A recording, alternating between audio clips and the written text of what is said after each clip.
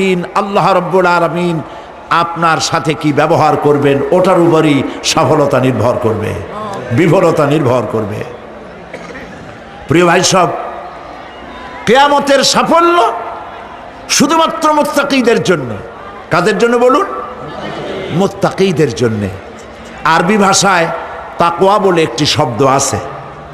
এই তাকওয়া শব্দের অর্থ হচ্ছে বিরত থাকা, বেঁচে চলা, সতর্ক হওয়া এবং সাবধানে চলাফেরা করা। এটার নামই হচ্ছে তাকওয়া। একটিমাত্র জিনিস যদি মানুষের মধ্যে থাকে, সে মানুষটি ফেরেশতার চাইতে বেশি মর্যাদা সম্পন্ন হয়ে যায়। আর ওই জিনিসটি না থাকলে পরে শয়তানের চাইতে লোকটি নিকৃষ্ট হয়ে যায়। বলেন তো জিনিসটার নাম কি? তাকওয়া। বলেন না নাম কি? তাকওয়া। এই তাকওয়া দিয়েই, এই তাকওয়া যার ভিতরে সৃষ্টি হয়, সে ভালো কাজ করার জন্য উৎসাহিত হতে পারে। এই জন্য আল্লাহ রাব্বুল আলামিন বলেছেন, ফাত্তাকুল্লাহা মাস্তাতাতুম। আল্লাহ পাককে ভয় করো, যতটা ভয় করা সম্ভব অতটাই ভয় করো। প্রিয় ভাই সব, আল্লাহরে ভয় করুন। যারা ব্যবসায়ী, ওজনে কম দিয়া প্রতিদিন 5 গ্রাম, আগে তো 6 টাকা বলতাম আমরা, এখন কি বলে? গ্রাম, 20 গ্রাম, 14 গ্রাম।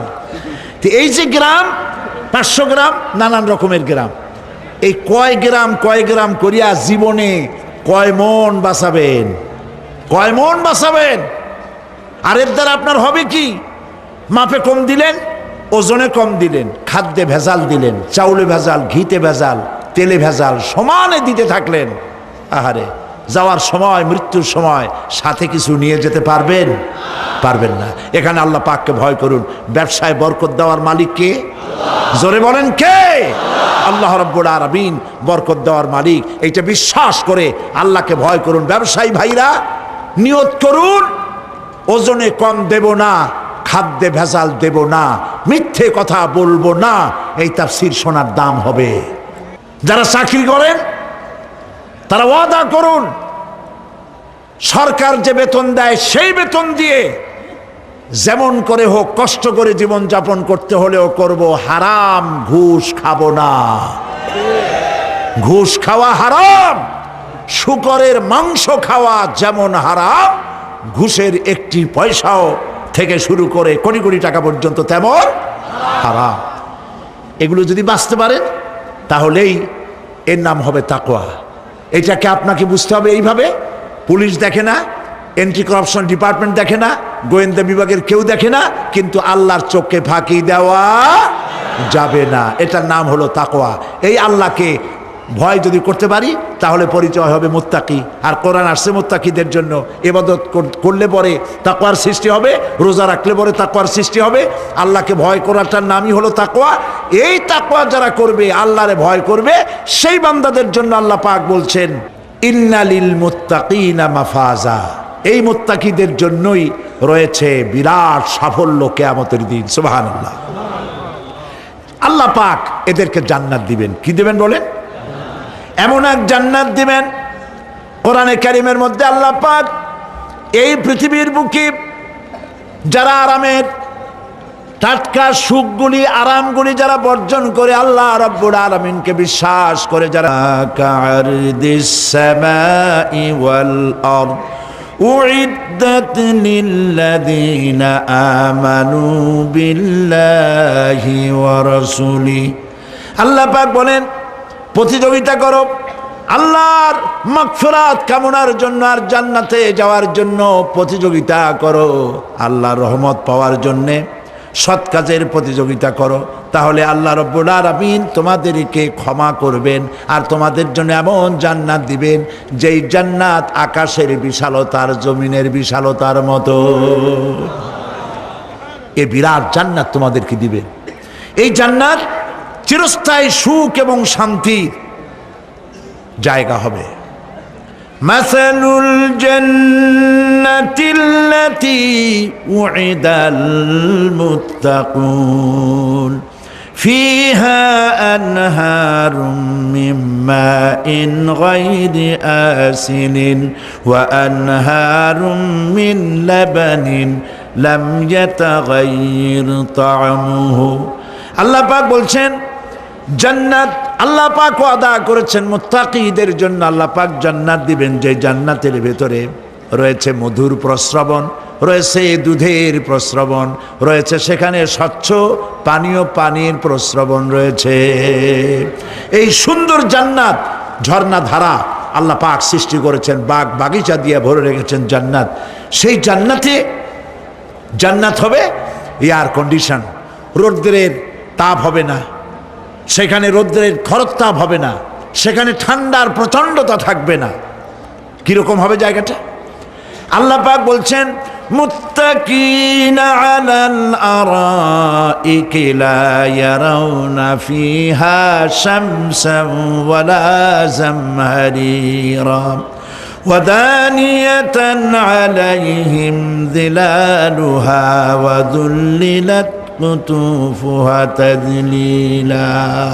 আল্লাহ পাক এমন জান্নাত রেখেছেন, সেই আল্লাহ পাক সেই জান্নাতের ভিতরে জান্নাতীরা ঠেস লাগায়া মুখোমুখি অবস্থায় তারা সেখানে বসবে। আর জান্নাতীদের মনের মধ্যে কোনো দুঃখ থাকবে না, পেরেশানি থাকবে না। পৃথিবীতে মানুষের দুঃখ থাকে, পেরেশানি থাকে, সেখানে কোনো দুঃখ আর পেরেশানি থাকবে না।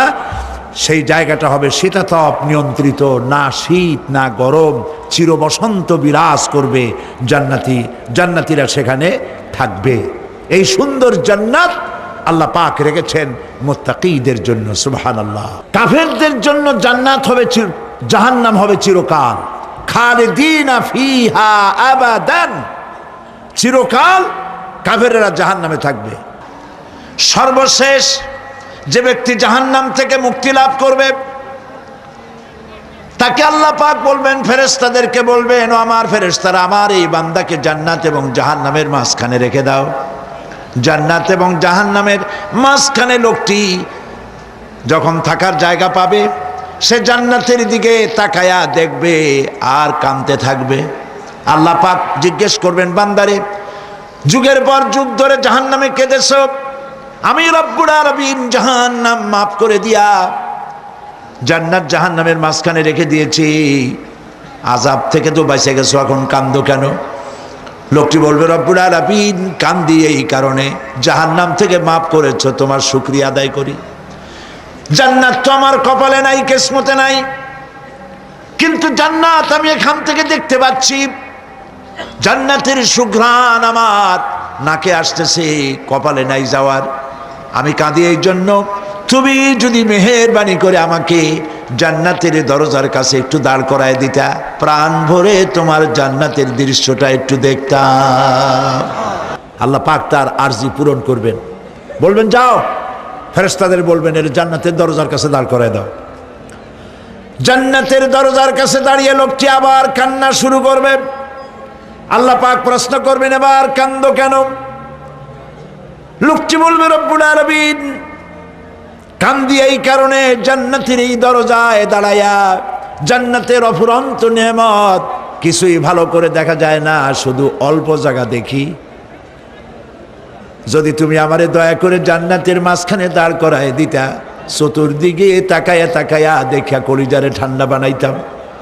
তবে আমি ওয়াদা করি, জান্নাতের কোনো নাজ নেয়ামত, কোনো ফল আমি খাবো না, ধরবো না, সইব না। একটুখানি মেহেরবানি করে মাঝখানে দাঁড় করাইয়া দাও, জান্নারে ঠান্ডা করি। আল্লাহ রব্বুল আলামিন ফেরেশতাদের বলবেন, আমার এই বান্দারে জান্নাতের মাঝখানে দাঁড় করাইয়া দে। আল্লাহর নবী বলেন, জান্নাতের মাঝখানে দাঁড়িয়ে লোকটি আগের চাইতে আরো জোরে চিৎকার মেরে কাঁদতে থাকবে। আল্লাহ পাক বলবেন, বান্দারে কি হলো তোর? দরজার কাছে আসতে চাইছিলে, আইনা দিলাম। এবার মাঝখানে আসতে চাইছো, তাও এনে দিয়েছি। আবার কান্দো কেন? লোকটি বলবে, রব্বুল আলামিন এবার কান্দি এই জন্যে, তুমি যখন দয়া করে একটিবার জান্নাতের মাঝখানে এনে আমাকে দাঁড় করায় দিয়েছো, তুমি রহমান রহিম গফুরুর রহিম, এই জান্নাত থেকে আবার আর বাইর করে দিও না। আল্লাহ রাব্বুল আলামিন বলবেন, ও আমার বান্দারে, আমার এই জান্নাত তোর খুব পছন্দ হয়েছে নাকি? লোকটি বলবে রব্বুল আলামিন কলিজা ঠান্ডা হয়ে গেছে, ভাবতেও পারি নাই জান্নাত এত সুন্দর। আল্লাহ পাক বলবেন বান্দারে এরকম একটি নয় দুইটা নয়, তোর জন্য আমি 10টা জান্নাতে এরকম রিজার্ভ করে রাখছি। সুবহানাল্লাহ। আল্লাহ পাককে ভয় করে পৃথিবীর সমস্ত পাপ থেকে যারা নিজেকে রক্ষা করবে আল্লাহ তাদের জন্য এই জান্নাত রেখে দিয়েছেন। সুবহানাল্লাহ। সেই জান্নাতের রিসিপশন আপনারা আন্দাজ করতে পারবেন না। রিসিপশন কারে কয়? কি এর প্রধানমন্ত্রী আর প্রেসিডেন্ট 4-5টা পুলিশ আর আর্মি এসে একটা ফট করে সেলুট মারলো, বাস শেষ হয়ে গেল, এরকম না। জান্নাতীদেরকে রিসিপশন দেওয়া হবে। জান্নাতীরা যখন আল্লাহর হুকুমে জান্নাতের দিকে যেতে লাগবে, আর যখন জান্নাতের কাছে চলে যাবে আল্লাহ রাব্বুল আলামিন শোনায় দিচ্ছেন, হাত্তা ইযা জাউহা ফুতিহাত আবওয়াবুহা ওয়া ক্বালা লাহুম খাজানাতুহা সালামুন আলাইকুম তিবতুম ফাদখুলুহা খালিদিন। সুবহানাল্লাহ। জান্নাতীরা যখন জান্নাতে প্রবেশ করার দরজার মুখোমুখি হবে, দ্বার রক্ষীগণ তখন বলবে সালামুন আলাইকুম, আল্লাহর শান্তি তোমাদের উপরে বর্ষিত হোক। সুবহানাল্লাহ। দুনিয়ার টাটকা টাটকা সুখগুলি 2 পা দিয়ে ঠেলে দিয়েছো, টাটকা সুখগুলি গ্রহণ করো নাই, হারাম খাও নাই, আল্লাহর দ্বীন কায়েমের জন্য রক্ত দিয়েছো, জীবন দিয়েছো, কষ্ট করেছো, আল্লাহকে ভয় করেছো। আমাদের সালাম গ্রহণ করো, জান্নাতের মধ্যে ঢুকে যাও চিরকালের জন্য। সুবহানাল্লাহ। আর বাইর হওয়া লাগবে না, চিরকাল এই জান্নাতের মধ্যে তোমরা বসবাস করতে পারবে। আল্লাহ রাব্বুল আলামিনের ফেরেশতারা বলে দিবেন। জান্নাতের মধ্যে আল্লাহ পাক হুরদের সঙ্গে জান্নাতীদের বিয়ের ব্যবস্থা করে দিবেন। কোরআনে কারিমে আল্লাহ পাক বলেন, মুত্তাকিইনা আলা সুরুজিম মাসফুফাতিন ওয়া যাওয়াজনাহুম বিহুরিন ঈন। সামনাসামনি ভাবে সাজানো সারি সারি আসন সমূহের উপর তারা ঠেস লাগায় বসে থাকবে, আর আল্লাহ রাব্বুল আলামিন হুরদের